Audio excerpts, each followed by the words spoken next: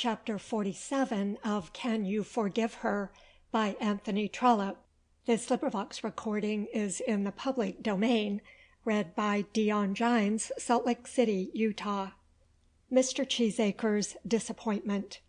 When Mrs. Greenow was left alone in her lodgings after the little entertainment which she had given to her two lovers, she sat herself down to think seriously over her affairs. There were three paths open before her. She might take Mr. Cheesacre, or she might take Captain Belfield, or she might decide that she would have nothing more to say to either of them in the way of courting. They were very persistent, no doubt, but she thought that she would know how to make them understand her, if she should really make up her mind that she would have neither one nor the other. She was going to leave Norwich after Easter, and they knew that such was her purpose. Something had been said of her returning to Yarmouth in the summer. She was a just woman at heart, and justice required that each of them should know what was to be his prospect if she did so return. There was a good deal to be said on Mr. Cheesacre's behalf. Mahogany furnitured bedrooms assist one's comfort in this life, and heaps of manure, though they are not brilliant in romance, are very efficacious in farming. Mrs. Greenow by no means despised these things, and as for the owner of them, though she saw that there was much amiss in his character, she thought that his little foibles were of such a nature that she, as his wife, or any other woman of spirit, might be able to repress them, if not to cure them.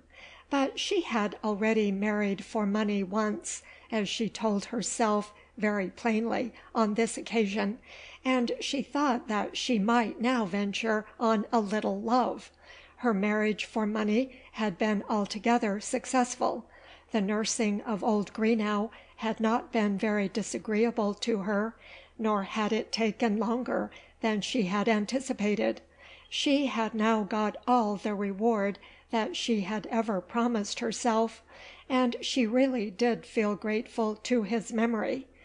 I almost think that among those plentiful tears some few drops belonged to sincerity. She was essentially a happy-tempered woman, blessed with a good digestion, who looked back upon her past life with contentment, and forward to her future life with confidence. She would not be greedy, she said to herself. She did not want more money, and therefore she would have none of Mr. Cheesacre. So far she resolving also that, if possible, the mahogany furnitured bedrooms should be kept in the family, and made over to her niece, Kate Vavasor. But should she marry for love, and if so, should Captain Belfield be the man? Strange to say, his poverty and his scampishness and his lies almost recommended him to her. At any rate, it was not of those things that she was afraid. She had a woman's true belief in her own power, and thought that she could cure them, as far as they needed cure. As for his stories about Inkerman and his little debts, she cared nothing about that. She also had her Inkermans, and was quite aware that she had made as good use of them as the captain did of his. And as for the debts, what was a man to do who hadn't got any money? She also had owed for her gloves and corsets in the ante-Greenow days of her adventures. But there was this danger, that there might be more behind of which she had never heard. Another Mrs. Belfield was not impossible. And what if instead of being a real captain at all, he should be a returned ticket of leave man? Such things had happened. Her chief security was in this, that Cheesacre had known the man for many years, and would certainly have told anything against him that he did know. Under all these circumstances she could not quite make up her mind either for or against Captain Belfield. Between 9 and 10 in the evening, an hour or so after Mr. Cheesacre had left her, Jeanette brought to her some arrowroot with a little sherry in it. She usually dined early, and it was her habit to take a light repast before she retired for the night. "Jeanette," she said, as she stirred the lumps of white sugar in the bowl, "I'm afraid those two gentlemen have quarrelled." "Oh, laws, ma'am, in course they have. How was they to help it?" Jeanette, on these occasions, was in the habit of standing beside the chair of her mistress and chatting with her, and then, if the chatting was much prolonged, she would gradually sink down upon the corner of a chair herself, and then the two women would be very comfortable together over the fire, Jeanette never forgetting that she was the servant, and Mrs. Greenow never forgetting that she was the mistress.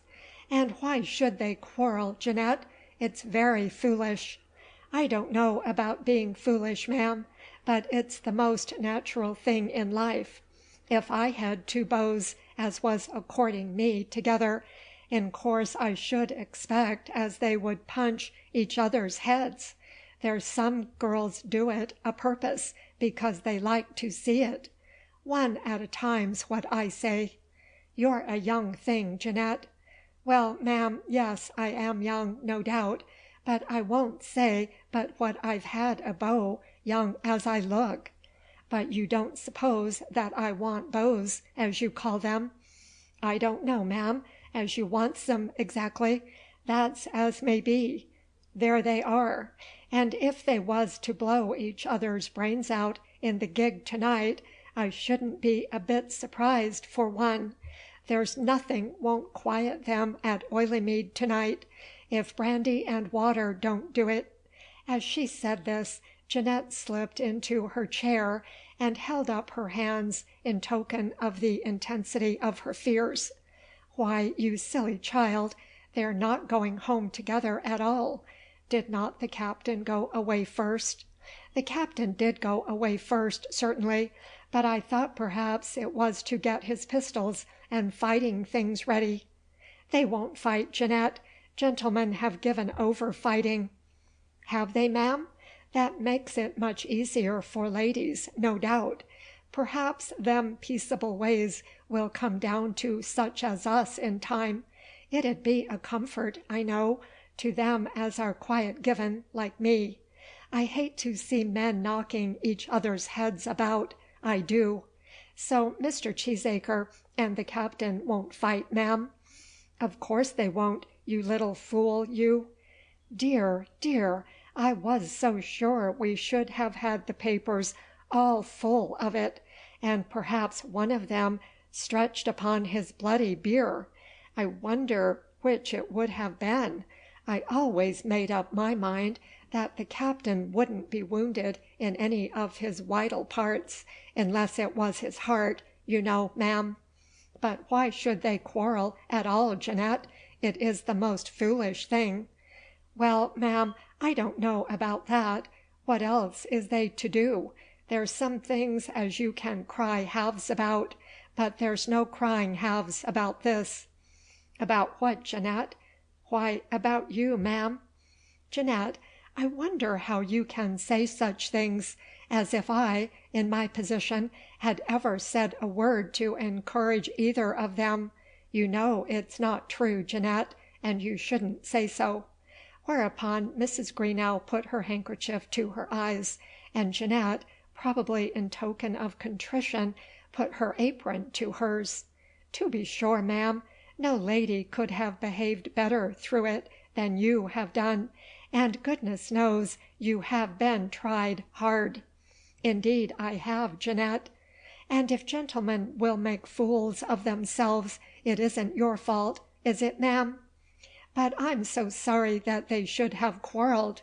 They were such dear friends, you know, quite all in all to each other." "When you've settled which it's to be, ma'am, that'll all come right again, seeing that gentlefolks like them have given up fighting, as you say." Then there was a little pause. I suppose, ma'am, it won't be Mr. Cheesacre? To be sure, he's a man as is uncommonly well to do in the world." "What's all that to me, Jeanette? I shall ever regard Mr. Cheesacre as a dear friend who has been very good to me at a time of trouble, but he'll never be more than that." "Then it'll be the captain, ma'am. I'm sure, for my part, I've always thought the captain was the nicer gentleman of the two, and have always said so." "He's nothing to me, girl." "And as for money, what's the good of having more than enough? If he can bring love, you can bring money, can't you, ma'am?" "He's nothing to me, girl," repeated Mrs. Greenow. "But he will be," said Jeanette, plainly asking a question. "Well, I'm sure. What's the world come to, I wonder, when you sit yourself down there and cross-examine your mistress in that way? Get to bed, will you? It's near 10 o'clock." "I hope I haven't said anything amiss, ma'am," and Jeanette rose from her seat. "It's my fault for encouraging you," said Mrs. Greenow. "Go downstairs and finish your work, do, and then take yourself off to bed. Next week we shall have to be packing up, and there will be all my things to see to before that." So Jeanette got up and departed, and after some few further thoughts about Captain Belfield, Mrs. Greenow herself went to her bedroom. Mr. Cheesacre, when he drove back to Oileymead alone from Norwich, after dining with Mrs. Greenow, had kept himself hot and almost comfortable with passion against Belfield, and his heat, if not his comfort, had been sustained by his seeing the captain, with his portmanteau, escaping just as he reached his own homestead.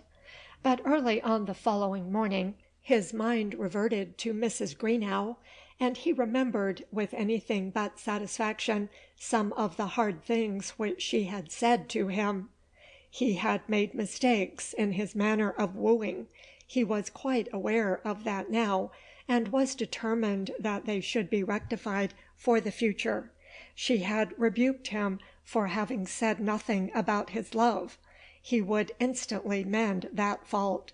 And she had bidden him not to be so communicative about his wealth. Henceforth he would be dumb on that subject. Nevertheless, he could not but think that the knowledge of his circumstances, which the lady already possessed, must be of service to him.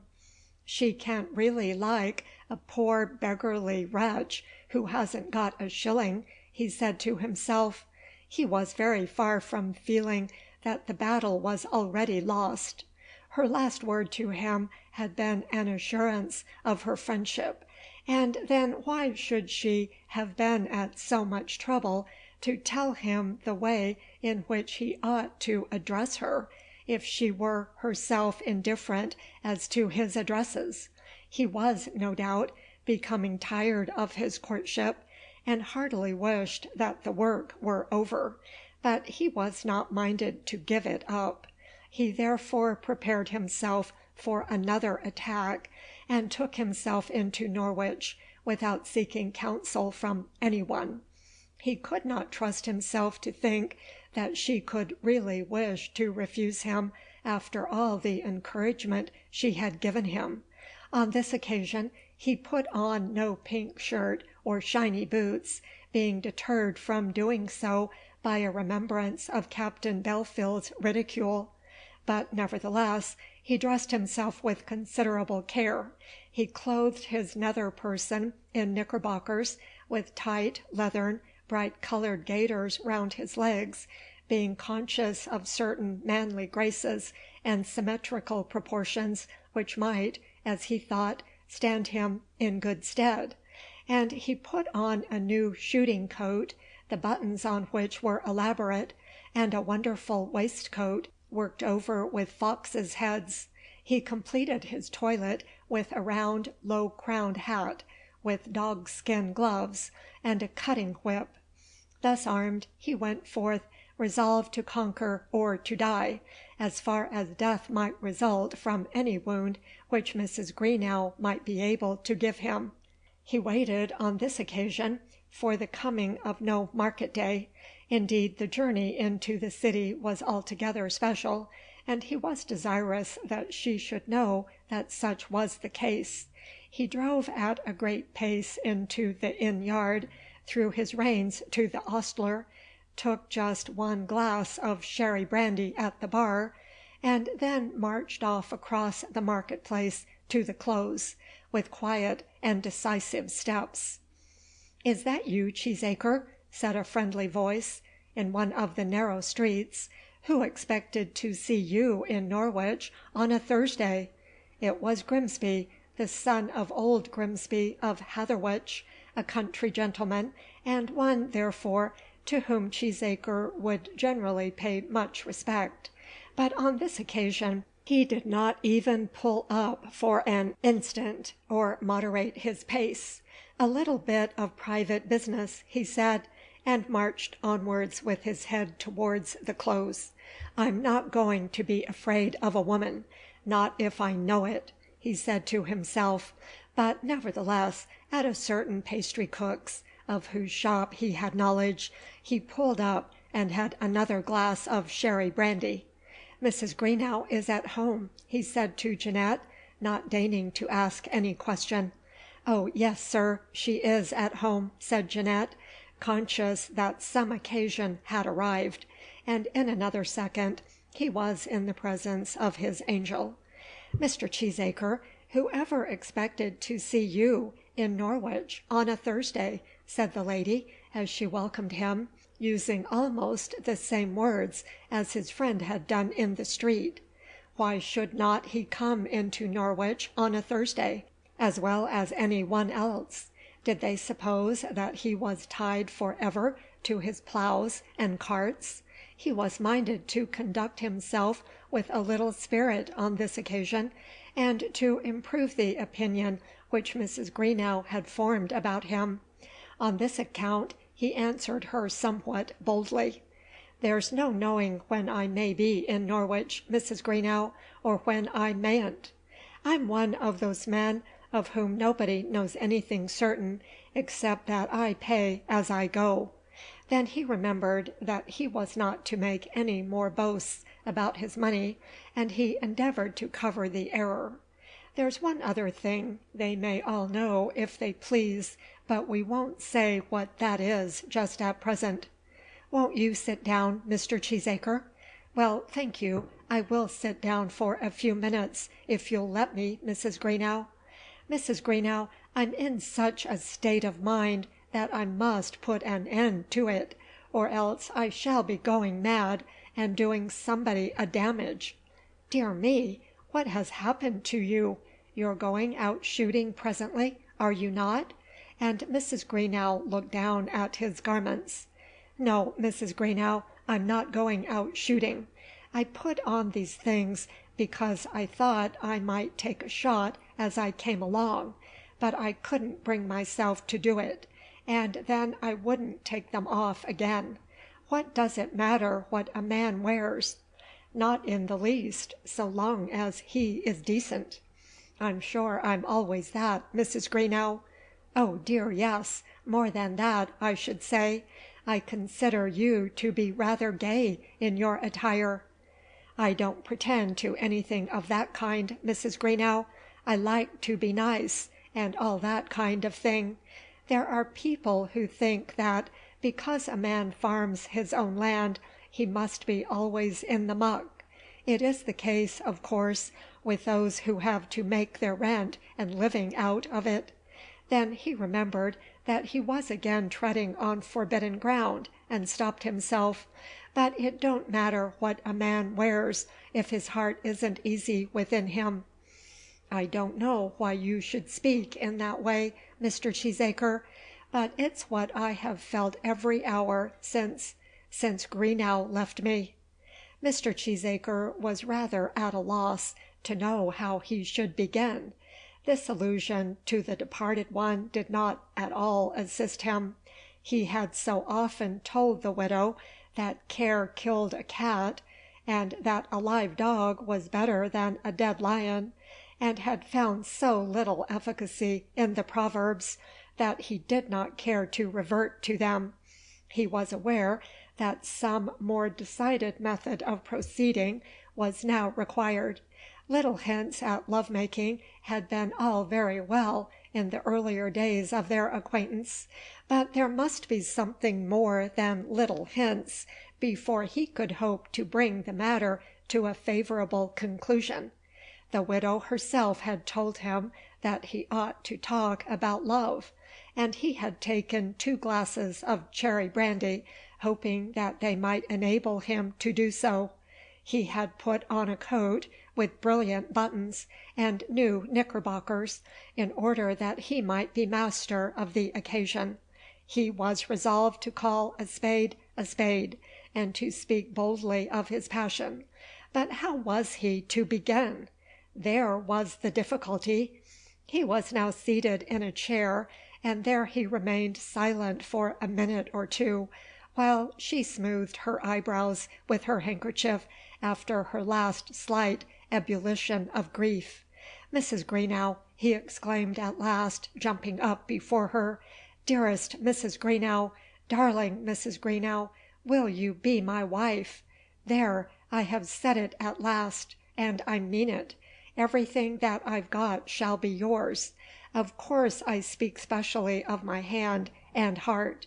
As for love, oh, Arabella, if you only knew me! I don't think there's a man in Norfolk better able to love a woman than I am.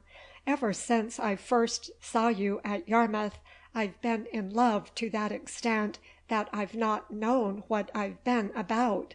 If you'll ask them at home, they'll tell you that I've not been able to look after anything about the place, not as it should be done. I haven't really. I don't suppose I've opened the wages book half a dozen times since last July. And has that been my fault, Mr. Cheesacre? Upon my word, it has. I can't move about anywhere without thinking about you. My mind's made up.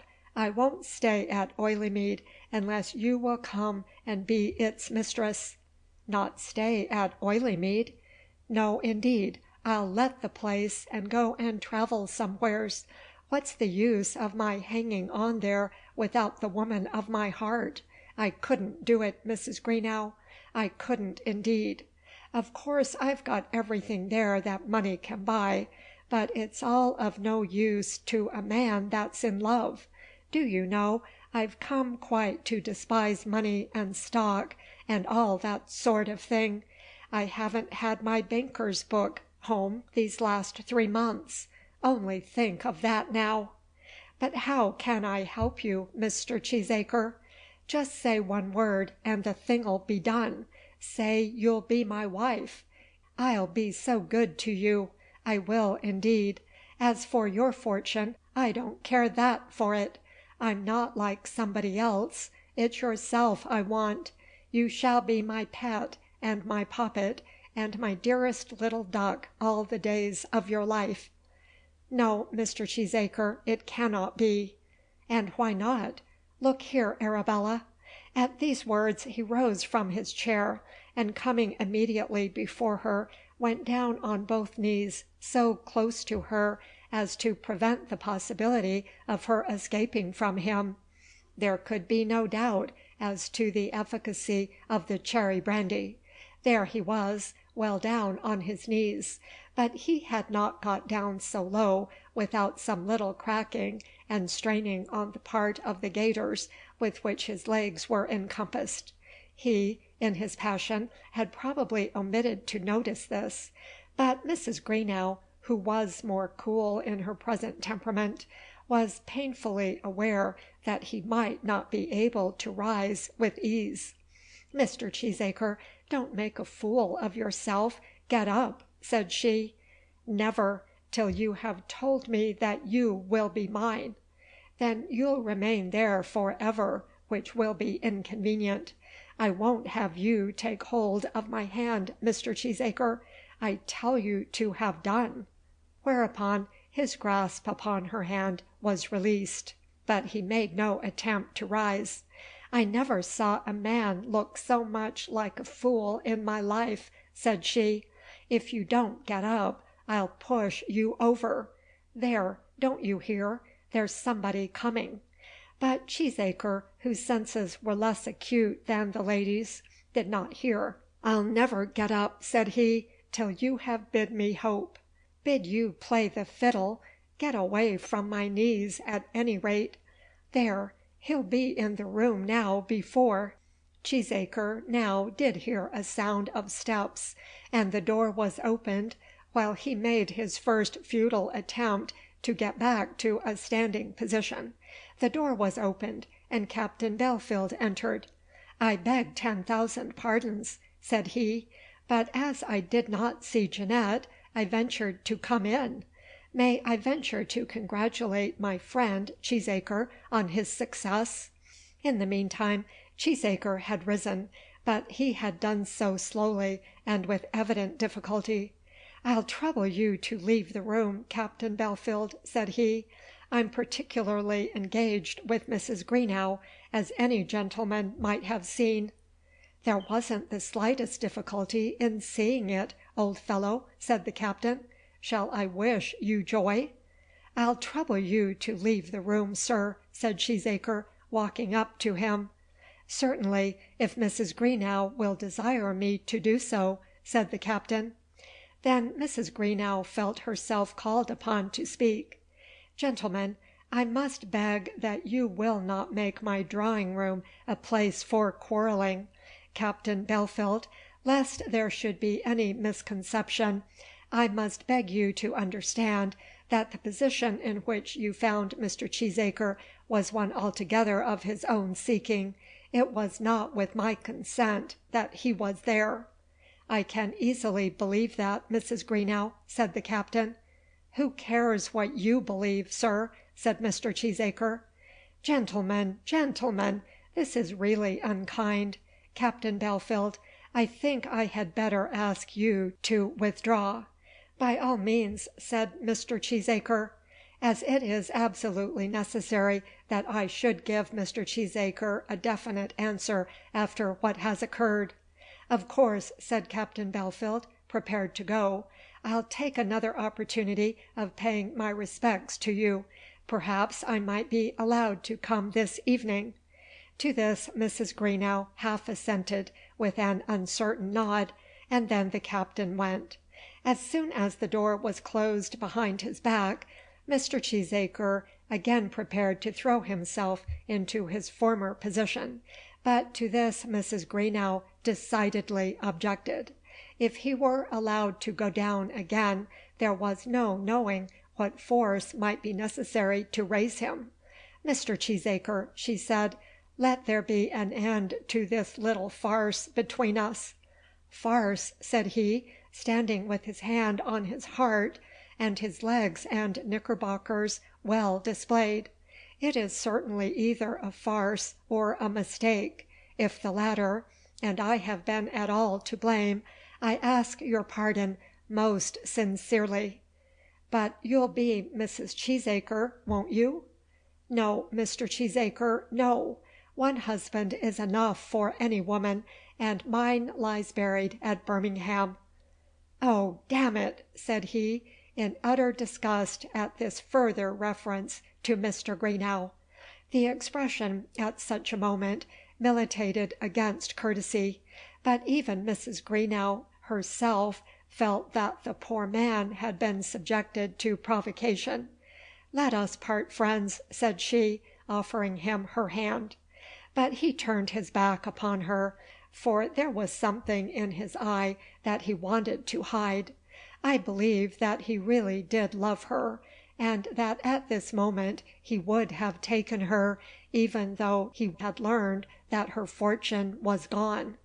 "Will you not give me your hand?" said she, "in token that there is no anger between us?" "Do think about it again, do," said he. "If there's anything you like to have changed, I'll change it at once. I'll give up Oileymead altogether, if you don't like being so near the farmyard. I'll give up anything, so I will. Mrs. Greenow, if you only knew how I've set my heart upon it."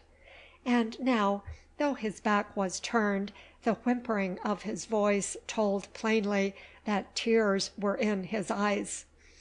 She was a little touched. No woman would feel disposed to marry a man simply because he cried, and perhaps few women would be less likely to give way to such tenderness than Mrs. Greenow. She understood men and women too well, and had seen too much both of the world's rough side and of its smooth side to fall into such a blunder as that. But she was touched. "My friend," she said, putting her hand upon his arm, "think no more of it." "But I can't help thinking of it," said he, almost blubbering in his earnestness. "No, no, no," said she, still touching him with her hand. "Why, Mr. Cheesacre, how can you bring yourself to care for an old woman like me, when so many pretty young ladies would give their eyes to get a kind word from you?" "I don't want any young lady," said he. "There's Charlie Fairstairs, who would make as good a wife as any girl I know." "Pshaw! Charlie Fairstairs indeed!" The very idea of having such a bride palmed off upon him did something to restore him to his manly courage. "Or my niece, Kate Vavasor, who has a nice little fortune of her own, and who is as accomplished as she is good looking." "She's nothing to me, Mrs. Greenow." "That's because you never asked her to be anything. If I get her to come back to Yarmouth next summer, will you think about it? You want a wife, and you couldn't do better if you searched all England over. It would be so pleasant for us to be such near friends, wouldn't it?" And again she put her hand upon his arm. "Mrs. Greenow, just at present there's only one woman in the world that I can think of, and that's my niece, and that's yourself. I'm a broken-hearted man, I am indeed. I didn't ever think I should feel so much about a thing of the kind. I didn't really. I hardly know what to do with myself, but I suppose I'd better go back to Oileymead." He had become so painfully unconscious of his new coat and his knickerbockers that it was impossible not to pity him. "I shall always hate the place now," he said, "always. That will pass away. You'd be as happy as a king there if you'd take Kate for your queen. And what'll you do, Mrs. Greenow?" "What shall I do?" "Yes, what will you do?" "That is, if you marry Kate? Why, I'll come and stay with you half my time, and nurse the children, as an old great-aunt should." "But about—" Then he hesitated, and she asked him of what he was thinking. "You don't mean to take that man Belfield, do you?" "Come, Mr. Cheesacre, that's rank jealousy. What right can you have to ask me whether I shall take any man or no man? The chances are that I shall remain as I am till I'm carried to my grave. But I'm not going to give any pledge about it to you or to any one." "You don't know that man, Mrs. Greenow. You don't, indeed. I tell it you as your friend. Does not it stand to reason, when he has got nothing in the world, that he must be a beggar? It's all very well saying that when a man is courting a lady he shouldn't say much about his money, but you won't make me believe that any man will make a good husband who hasn't got a shilling, and for lies there's no beating him." "Why then has he been such a friend of yours?" "Well, because I've been foolish. I took it up with him just because he looked pleasant, I suppose. And you want to prevent me from doing the same thing. If you were to marry him, Mrs. Greenow, it's my belief I should do him a mischief. It is really. I don't think I could stand it. A mean, skulking beggar. I suppose I'd better go now. Certainly, if that's the way you choose to talk about my friends." "Friends, indeed! Well, I won't say any more at present. I suppose if I was to talk for ever it wouldn't be any good. Come and talk to Kate Vavasor for ever, Mr. Cheesacre." To this he made no reply, but went forth from the house and got his gig, and drove himself home to Oileymead, thinking of his disappointment with all the bitterness of a young lover. "I didn't ever think I should ever care so much about anything," he said, as he took himself up to bed that night. That evening Captain Belfield did call in the Close, as he had said he would do, but he was not admitted. Her mistress was very bad with a headache, Jeanette said. CHAPTER 47